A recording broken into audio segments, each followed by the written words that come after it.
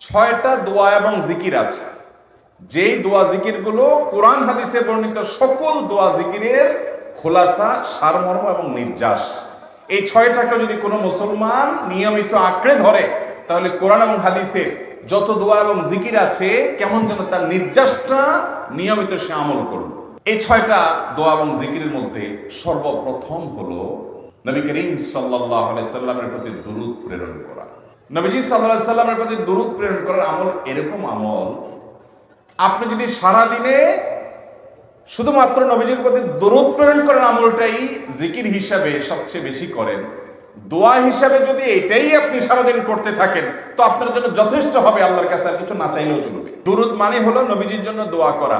ভাই, আল্লাহ তার হাবিবকে রহম করবেন, আপনার আমার দোয়ার দিকে আল্লাহর তাকানোর কোনো ঠেকা আছে? নবীজি কি আমাদের দোয়ার কোনো মুখাপেক্ষী? কিন্তু আমরা তার জন্য দোয়া করলে ওই চান্সে আল্লাহ তাআলা আমাদের প্রতি অনুগ্রহ করবেন। একবার না, আপনি নবীজির প্রতি একবার রহমতের দোয়া করবেন, একবার দুরূদ পাঠ করবেন, মান সাল্লা আলাইয়া মাররাতান সাল্লাল্লাহু আলাইহি আশরা। নবীজি সাল্লাল্লাহু আলাইহি সাল্লাম বলেছেন, একবার আমার জন্য তোমরা দোয়া করলে, আমার প্রতি দুরূদ পাঠ করলে, আল্লাহ তাআলা তোমাদের জীবনে 10 বার 10 জায়গায় 10 টাইমস তোমাদের উপর আল্লাহ তাআলা অনুগ্রহ করবেন। আপনি টেরও পাবেন না কত জায়গায় আল্লাহ অনুগ্রহ করেছেন। আল্লাহ বাঁচাই দিয়েছেন, একটুর জন্য শেষ হয়ে যান নাই। ওই যে দুরূদ পড়ছেন, আল্লাহ তাআলা রক্ষা করছে, আপনি খবরও নাই। আল্লাহ তাআলা আপনার প্রতি বিশাল একটা দান করছে, আপনি লক্ষ্য করেন নাই। ওই যে দুরূদ পড়ছেন একবার, 10 দান রহমত হবে। এভাবে যত দুরূদ পড়বে সে তত রহমত এবং অনুগ্রহ পাবে। ভাইরা আমার, দুরূদের আমল এমন একটা আমল যে আপনার জীবনে কোনো বিপদ, কোনো মুসিবত, কোনো পেরেশানি, কোনো সমস্যা দেখা দিয়েছে, আপনি যদি দুরূদ পড়তে থাকেন, কোনো কিছু মনে আসছে না, অনেক সময় ছাত্র জিজ্ঞেস করে, ভাই পরীক্ষার হলে পড়া ভুলে গেছি, কি করবো? আমাকে দুরূদ পড়া শুরু করেন।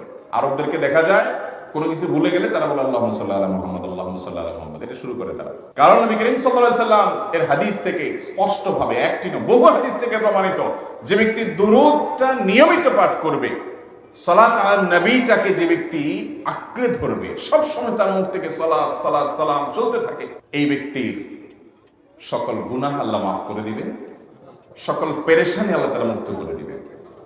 ভাইরা আমার, দুরূদের আমলটা এত গুরুত্বপূর্ণ আমল, এটা আমরা করি এখন। অনেকে আছেন যে আনুষ্ঠানিকতা যখন থাকে দুরূদের, মিলাদের, তখন একটু সালাত আলা নবী যেভাবে করেন। আর বাকি অনেকে আছেন যেগুলো করারও কোনো খোঁজ খবর নাই। দুরূদ বেশি বেশি করে পাঠ করবো তো ইনশাআল্লাহ।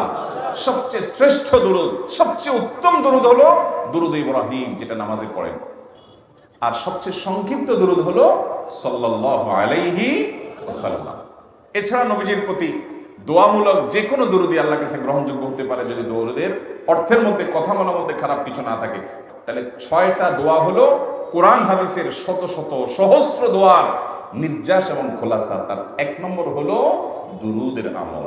অতএব দুরূদের আমল বেশি বেশি করবো না ইনশাআল্লাহ। ইস্তেগফার, এটাও বেশি বেশি করতে হবে। যে ব্যক্তি ইস্তেগফারকে আঁকড়ে ধরবে, এটাকে কন্টিনিউয়াসলি করবে, ইস্তেগফার কখনো ছাড়বে না, সবসময় তার মধ্যে ইস্তেগফার অব্যাহত থাকবে, ওই ব্যক্তিকে আল্লাহ রাব্বুল আলামিন বিভিন্ন পেরেশানি থেকে সারপ্রাইজড হওয়ার মতো এমন এমন পথ বের করে দিবে যে সে চিন্তাও করে নাই।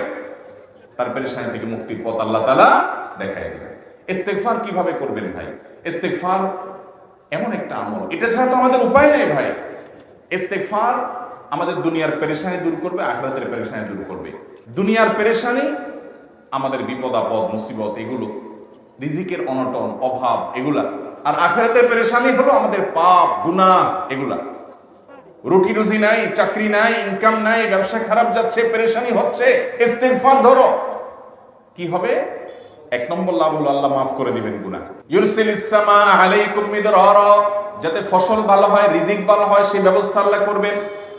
ওয়ায়ুমদিদুকুম বিআমওয়ালিন ওয়া বানিন, ছেলে মেয়ে হয় না অথবা ভালো ছেলে মেয়ে নাই, আল্লাহ তাআলা নেক সন্তান দিয়ে তোমাকে শক্তিশালী করবেন, সম্পদ দিয়ে শক্তিশালী করবেন।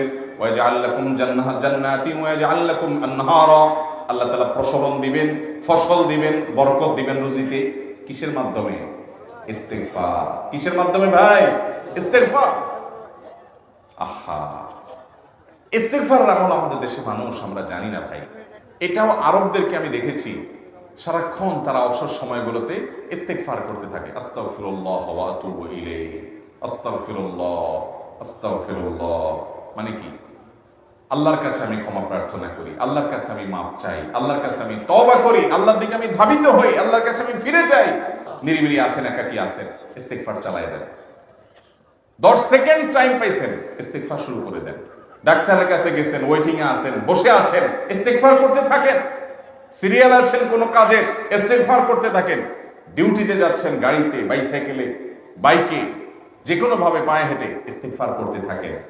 যে কোনো অবসরের সময়গুলোকে ইস্তেগফার দিয়ে পরিপূর্ণ করে দেন। ভাইরা আমার, ইস্তেগফার সকল সমস্যার সমাধান। ইস্তেগফারের ভিতরে সবচেয়ে শ্রেষ্ঠ ইস্তেগফার হলো সাইয়্যিদুল ইস্তেগফার। সাইয়্যিদুল ইস্তেগফারটা যদি মুখস্থ না পারেন, অন্তত লিখিত ভাষণটা পড়েন। সাইয়্যিদুল ইস্তেগফারের যে অর্থ, এটার যে মর্ম, বড় হৃদয়গ্রাহী ভাই, বড় মর্মস্পর্শী। ইমানদার এটার অর্থের দিকে তাকায় যদি পড়ে, তো তার অন্তর না গলে পারে না। ভাইরা আমার, অর্থের দিকে লক্ষ্য করে করে মর্মটা বুঝে বুঝে একটু সাইয়্যিদুল ইস্তেগফার পড়েন। লেখা দেখে দেখে পড়েন, ইউটিউব থেকে দেখে দেখে পড়েন, কিন্তু পড়েন। এত বড় ইস্তেগফার পড়তে পারেন না, কোনো পেরেশানি নেই, কোনো অসুবিধা নেই। সবচেয়ে ছোট ইস্তেগফার হলো আস্তাগফিরুল্লাহ। আল্লাহ, আপনার কাছে ক্ষমা চাই, কত ভুল হয়ে যায়, কত অন্যায় হয়ে যায়। ভাইরা আমার, এটা হলো রিমুভার। ভুল করে কিছু লিখছেন, রিমুভ করে ফেলছেন, শেষ হয়ে গেছে। আপনি ঘন ঘন ইস্তেগফার করতে থাকেন। অগণিত ভুল হয়, অগণিত ত্রুটি হয়, বারবার ইস্তেগফার এগুলোকে সবগুলোকে শেষ করে দেয়। ভাইরা আমার, নিরাপত্তা এনে দেয়। আল্লাহ কোরআনে কারিমে বলেছেন যে আপনার রব আপনার কওমের প্রতি আযাব নাযিল করবেন না যদি আপনি থাকেন। আর যদি তারা ইস্তেগফারে রত রাখে, তাহলে গণ আযাব আল্লাহর পক্ষ থেকে আসবে। আরেকটা ইস্তেগফার হাদিসে বর্ণিত, আস্তাগফিরুল্লাহাল্লাযী লা ইলাহা ইল্লা হুয়াল হাইয়ুল কাইয়্যুম ওয়া আতুবু ইলাইহি ওয়া লা হাওলা ওয়া লা কুওয়াতা ইল্লা বিল্লাহ। এটাও ইস্তেগফার। তাহলে একটা বড় ইস্তেগফার, একটা মিডিয়াম, একটা ছোট, যার যেটা সুবিধা হয় এটা পড়েন। বড়টা হলো সাইয়্যিদুল ইস্তেগফার, সবচেয়ে শ্রেষ্ঠ ইস্তেগফার যেটা হাদিসে বর্ণিত হয়েছে। সাইয়্যিদুল ইস্তেগফার নবীজি সকাল সন্ধ্যা পাঠ করতেন, বিভিন্ন সময় পাঠ করতেন, রাতে পাঠ করার কথা বলতেন। সাইয়্যিদুল ইস্তেগফার পাঠ করলে আল্লাহ রাব্বুল আলামিন ওই দিনে, ওই রাতে, ওই ব্যক্তি মারা গেলে তার সব গুনাহ খাতা মাফ করে তাকে জান্নাত দিবেন ইনশাআল্লাহ। অতএব ভাইরা আমার, ইস্তেগফার বেশি বেশি করতে হবে, চেষ্টা করব না ইনশাআল্লাহ ইস্তেগফার করার। নাম্বার 3, এটা আমাদের বেশিরভাগ মানুষ জীবনে হয়তো শুনেনও নাই, অনেকে হয়তো শুনছেন, আমল করা হয় না। খুব সীমিত সংখ্যক আল্লাহর বান্দার আমলের তৌফিক হয়। সেটা হলো ইয়া যাল জালালি ওয়াল ইকরাম। এটা একটা জিকির, আল্লাহ তাআলাকে ডাকা, আহ্বান করা, এটাই জিকির। ইয়া যাল জালালি ওয়াল ইকরাম। নবী করিম সাল্লাল্লাহু আলাইহি সাল্লাম বলেছেন, আলিযু বিয়া যাল জালালি ওয়াল ইকরাম। তোমরা ইয়া যাল জালালি ওয়াল ইকরাম এটাকে আঁকড়ে ধরো, এটাকে নিয়মিত করো, বেশি বেশি করে বলতে থাকো এটাকে সব সময় এটাকে মুদাওয়ামাতের সাথে কন্টিনিউয়াসলি এটা বলতে থাকো, ইয়া যাল জালালি ওয়াল ইকরাম।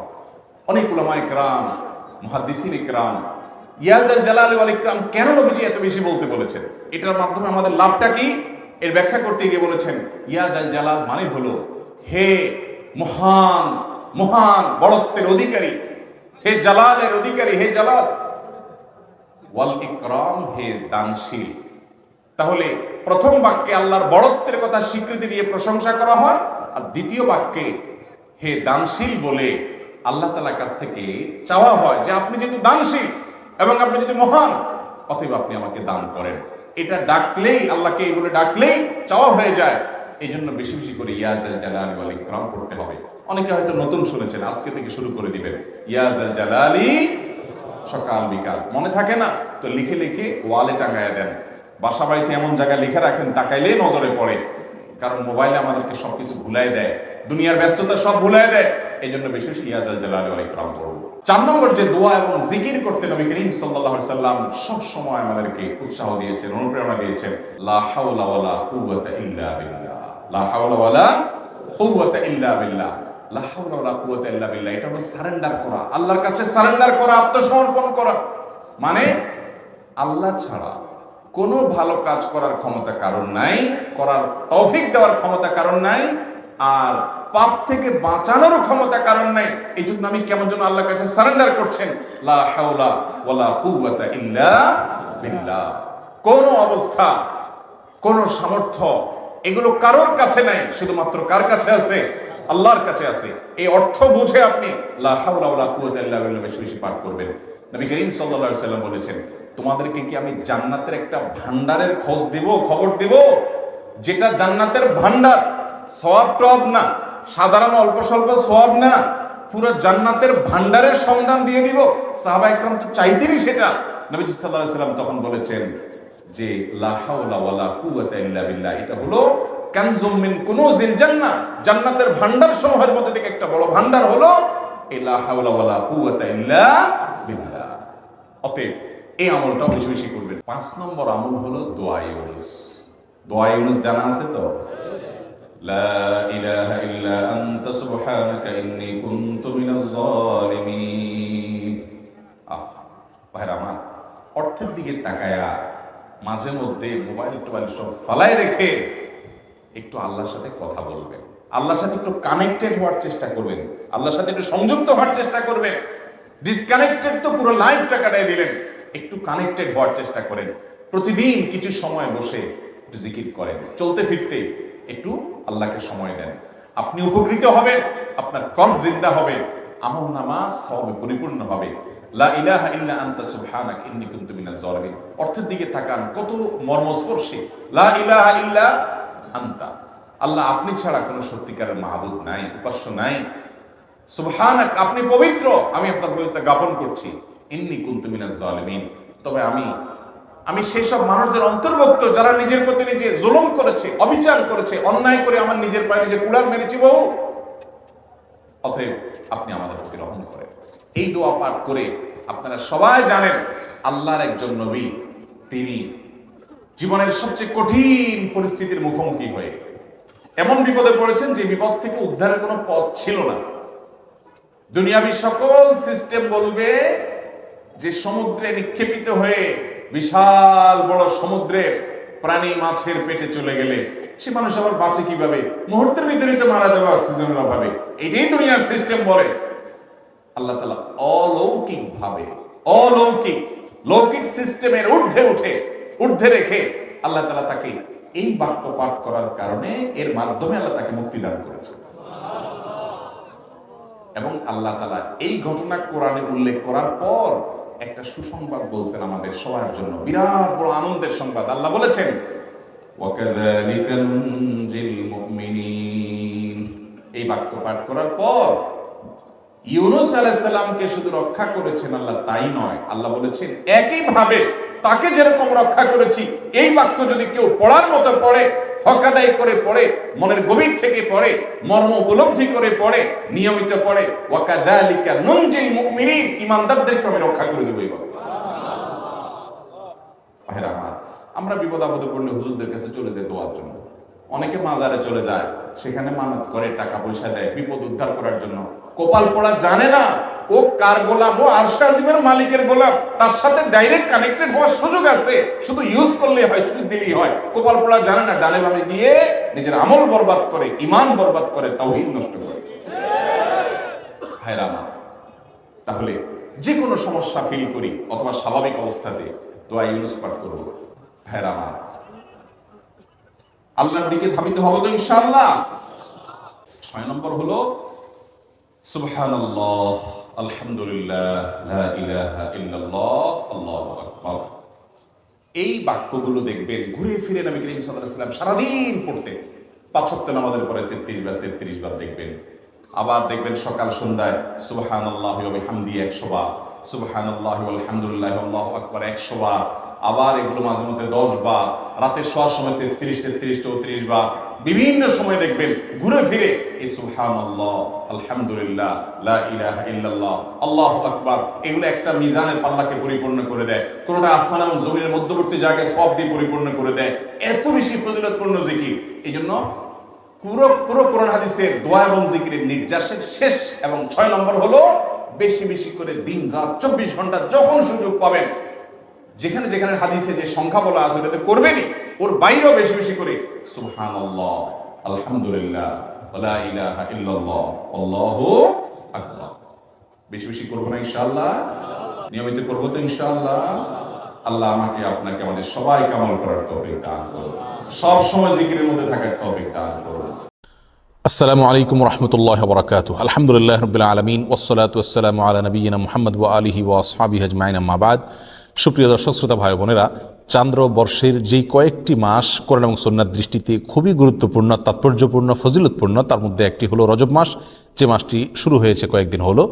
আবার একই সঙ্গে আমাদের মুসলমানদের সমাজে ইসলামের নামে বানোয়াট, ভিত্তিহীন এবং ভুয়া যেসব আমল প্রচলিত আছে এবং কুসংস্কার, বেদাত প্রচলিত আছে যে মাসগুলোতে সবচেয়ে বেশি, তার ভেতরে একটিও হলো এই রজব মাস। যার কারণে একজন মুসলমানকে এই রজব মাসের তাৎপর্য, গুরুত্ব এবং করণীয়, পাশাপাশি এ মাস উপলক্ষে কুসংস্কার এবং বর্জনীয় বিষয়গুলো জানা অত্যন্ত গুরুত্বপূর্ণ।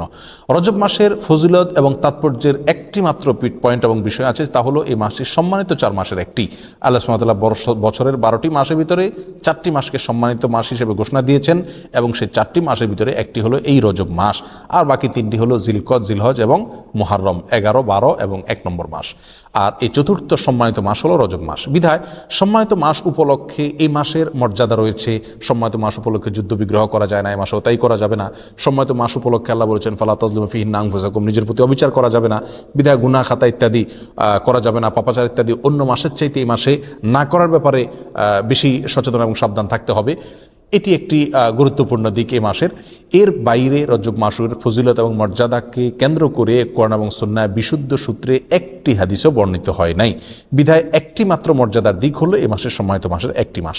এই মাসকে কেন্দ্র করে যে সমস্ত ভুল ধারণা বা কুসংস্কার আমাদের সমাজে প্রচলিত আছে এবং সমাজে ছেয়ে আছে, তার ভিতরে প্রধান এবং সবচেয়ে বড় কুসংস্কারের বিষয় হলো অনেকেই মনে করেন রজব মাসটি হলো মেরাজের মাস এবং এই মাসের 27 তারিখে রাসূল আকরাম সাল্লাল্লাহু আলাইহি ওয়াসাল্লামের মেরাজ হয়েছে, এই ধারণা অনেক মুসলমানরা রাখেন এবং অনেকের ভিতরে এটা বদ্ধমূল আছে।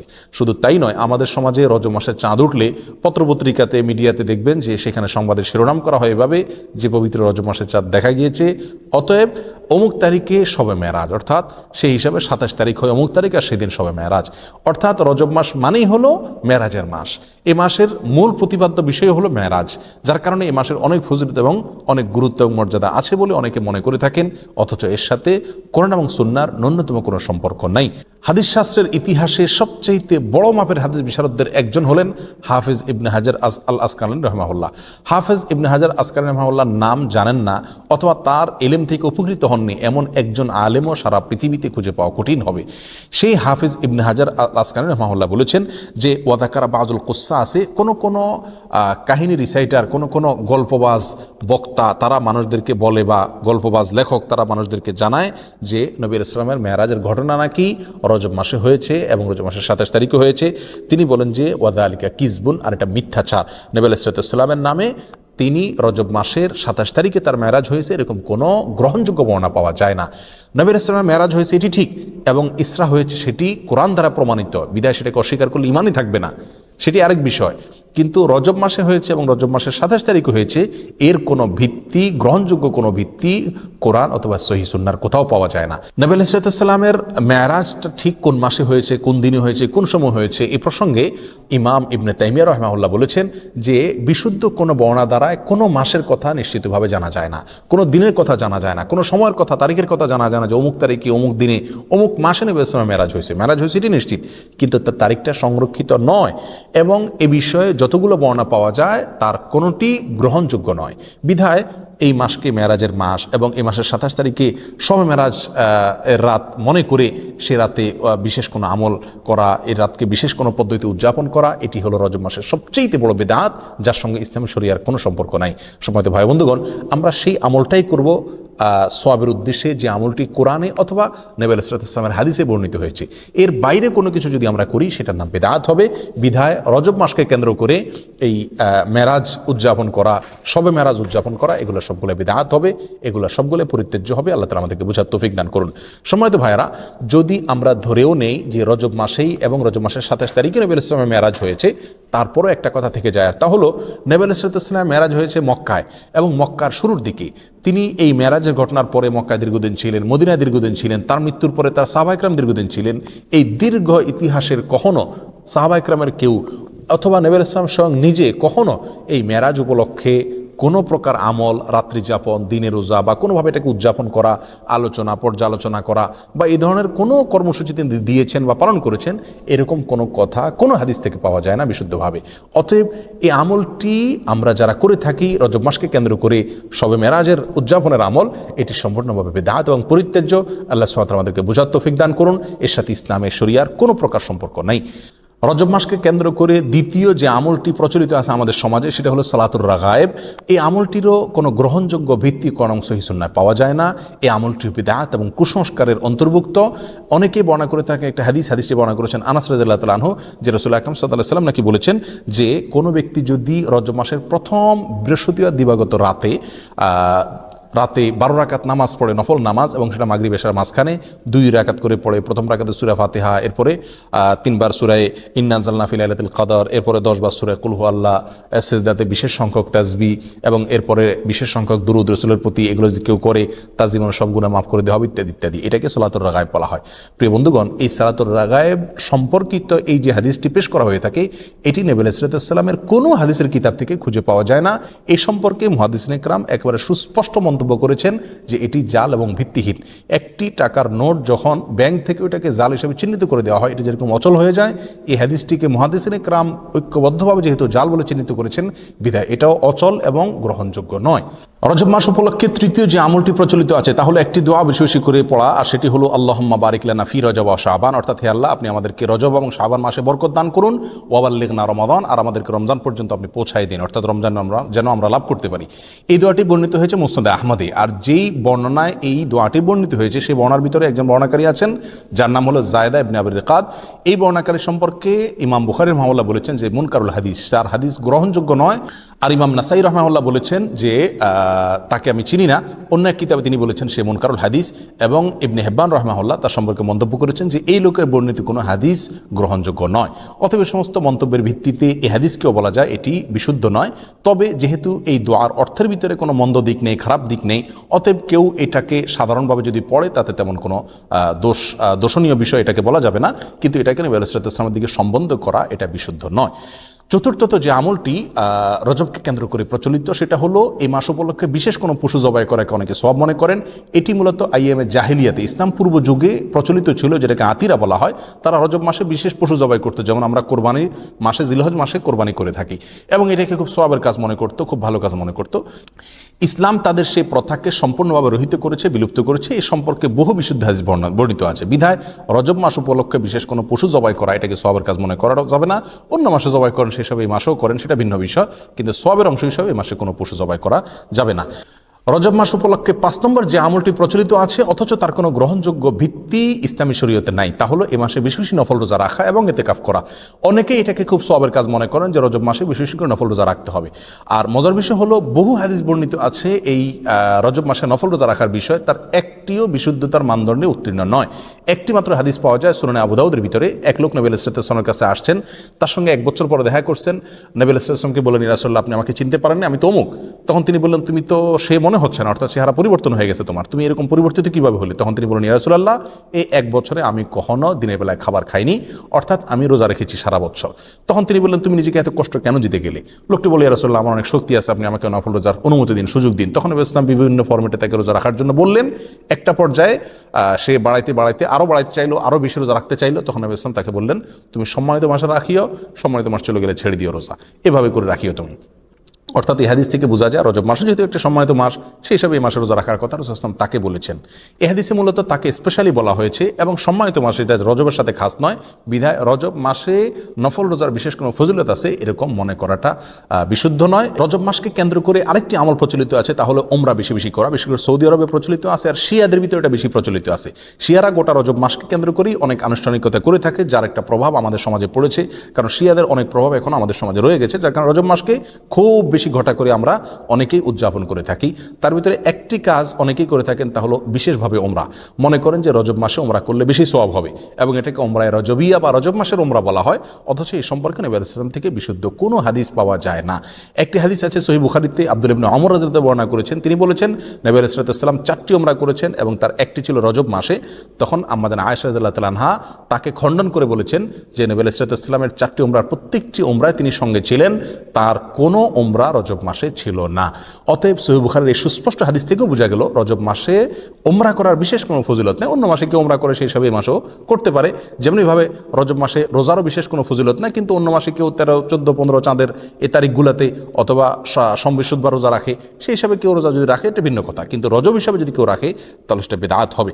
রজব মাসকে কেন্দ্র করে অনেক জাল এবং ভিত্তিহীন হাদিসে বর্ণিত হয়েছে। তার ভিতরে একটি হলো রজব আল্লাহর মাস, শাবান রাসূলের মাস, আর রমজান হলো তার উম্মতের মাস। এরকম একটা হাদিস অনেকে বর্ণনা করে থাকেন। এই হাদিসকে হাফেজ ইবনে হাজার আসকালানি রাহিমাহুল্লাহ বলেছেন, এই হাদিসে বর্ণনাকারীদের ভিতরে আবু বকর আন-নাক্কাশ নামে একজন বর্ণনাকারী আছেন, যে লোকটি মিথ্যুক এবং রাসূল সাল্লাল্লাহু আলাইহি ওয়াসাল্লাম নামে হাদিস বানানোর ক্ষেত্রে সে বিখ্যাত। আর তার সম্পর্কে অন্যান্য মুহাদ্দিসিন ইকরামের অনেকে আরও অনেক মন্তব্য করেছেন। তার ভিতরে ইমাম সৈয়দ রহমতুল্লাহ আল্লাহ মাসনুআর ভিতরে ইমাম সানানী রাহিমাহুল্লাহ মুজুআত নামক কিতাবে তার সম্পর্কে একই মন্তব্য প্রায় করেছেন। বিধায় এটিও জাল এবং ভিত্তিহীন হাদিস। অনেকে রজব মাস সম্পর্কে আরেকটা হাদিস বর্ণনা করে থাকেন, অনেক খুতবাতে অনেক আলোচনাতে আমরা অনেক হয়তো শুনে থাকবো, যে কোরআনের মর্যাদা সকল জিকিরের মধ্যে যেরকম শ্রেষ্ঠ, এরকম সকল মাসের ভিতরে রজব মাসের মর্যাদা শ্রেষ্ঠ। এই হাদিস যারা বর্ণনা করে থাকেন, এই হাদিস প্রসঙ্গেও হাফেজ ইবনে হাজার আসকালানি রাহিমাহুল্লাহ এবং অন্যান্য হাদিস বিশারদ, বিশেষ করে জাল হাদিস বিশেষজ্ঞ উলামা ইকরামের অনেকেই বলেছেন যে হাদিসে বর্ণনাকারীর ভিতরে সিক্তি নামে একজন বর্ণনাকারী আছেন, আর এই বর্ণনাকারী, এই লোকটি জাল হাদিসের বিখ্যাত বর্ণনাকারী, অর্থাৎ রাসূল সাল্লাল্লাহু আলাইহি ওয়াসাল্লামের নামে মিথ্যা হাদিস বর্ণনা করার ক্ষেত্রে তার বিশাল খ্যাতি রয়েছে। এই সম্পর্কে রিজাল শাস্ত্রে একেবারে চিহ্নিত এই লোক, যার কারণে এই বর্ণনাটাও ভিত্তিহীন, জাল এবং বানোয়াট, ভুয়া রাসূল সাল্লাল্লাহু আলাইহি ওয়াসাল্লামের নামে মিথ্যা হাদিস। রজব মাস সম্পর্কে আরেকটি জাল বা ভিত্তিহীন হাদিস আছে, তা হলো রজব মাসে যে ব্যক্তি 3টি রোজা রাখবে আল্লাহ তাআলা তার আমলনামায় 1 মাস রোজার সওয়াব দিবেন, আর যে ব্যক্তি 60টি রোজা রাখবে আল্লাহ তাআলা তার জন্য জাহান্নামের 60টা দরজা বন্ধ করে দিবেন। এরকম একটা হাদিস অনেকে বর্ণনা করে থাকেন, এবং এই হাদিসকে জাল হাদিস সমগ্রের যত বই আছে, জাল হাদিসের কালেকশনের যত বই আছে, তার সমস্ত কিতাবেই এই হাদিসটি স্থান পেয়েছে। ইবনুল জাওজি রাহিমাহুল্লাহ আল মাওজুআত কিতাবে, সৈয়দ রহমতুল্লাহ তাআলা আল মুসনাআ কিতাবে, শাওকানি রাহিমাহুল্লাহ ফাওয়াইদুল মুজমুআ কিতাবে, এবং তাবয়িনুল আজাব কিতাবে ইবনে হাজার আসকালানি রাহিমাহুল্লাহ, এভাবে সমস্ত প্রায় জাল হাদিসের যে কিতাবগুলো আছে সেগুলোতে এই হাদিসটা স্থান পাইছে, অর্থাৎ এই হাদিসটি জাল এবং ভিত্তিহীন। এভাবে রজব মাসকে কেন্দ্র করে আরো অনেক জাল, ভুয়া এবং ভিত্তিহীন হাদিস আমাদের সমাজে প্রচলিত আছে। তার ভিতরে আরেকটা হলো, যে ব্যক্তি রজব মাসে রোজা রাখবে এবং 4 রাকাত নামাজ পড়বে, আল্লাহ সুবহানাহু ওয়া তাআলা জান্নাতে তার জন্য যে আসন রেখেছেন, তার যে মাকাম হবে, সেটা না দেখে তার মৃত্যু হবে না, অর্থাৎ দেখে তারপর মৃত্যু হবে। এই হাদিসটাও জাল এবং ভিত্তিহীন, বানোয়াট, এর সঙ্গে ইসলামী শরীয়তের কোনো সম্পর্ক নাই। ইমাম শাওকানি রাহিমাহুল্লাহ আল ফাওয়াইদুল মুজমুআ কিতাবে হাদিসকে জাল বলে চিহ্নিত করেছেন। ইবনুল কাইয়িম আল জাওজি রাহিমাহুল্লাহ আল মাওজুআত কিতাবে এটাকে জাল বলে চিহ্নিত করেছেন, এবং অন্যান্য কিতাবও চিহ্নিত হয়েছে। বিধায় এটাও জাল এবং ভিত্তিহীন। সম্মানিত ভাই বন্ধুগণ, রজবকে কেন্দ্র করে আরও একটি ভুয়া আমল ইদানিং আমাদের সমাজে প্রচলিত বেশ কয়েক বছর থেকে দেখা যায়, এবং সামাজিক যোগাযোগের মাধ্যমে খুব বেশি প্রচলিত দেখা যায়। তা হলো, অনেকে বলে থাকেন, অনেকে মেসেজ পাঠিয়ে থাকেন, ইনবক্স করে থাকেন যে রমজান অমুক তারিখে হবে, এই সংবাদ যদি আপনি এতজন লোককে দেন তাহলে আপনার জন্য জান্নাত ওয়াজিব হবে, ইত্যাদি ইত্যাদি।